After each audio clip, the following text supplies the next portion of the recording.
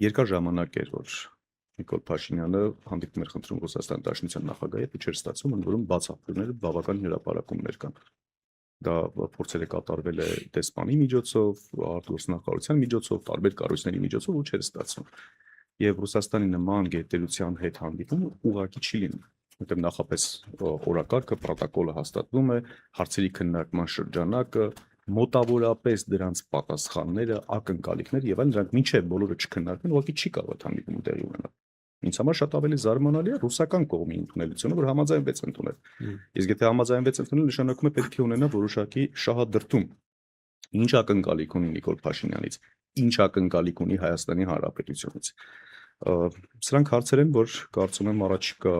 մի քանի ժամերի կամ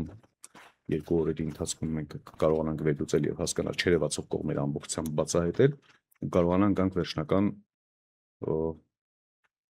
որոշման կայացման, եզրահանգման, որ իրապես հասկանանք ինչի մասին է խոսքը, որովհետեւ արտաքին դրսևորումով շատ པարզ նկարագրեմ, ինձ բացարձակ դուր չեկավ այս ֆորմատը։ Համենայն դեպս ի օգուտ Հայաստանի Հանրապետության դեռևս ոչինչ չտեսա։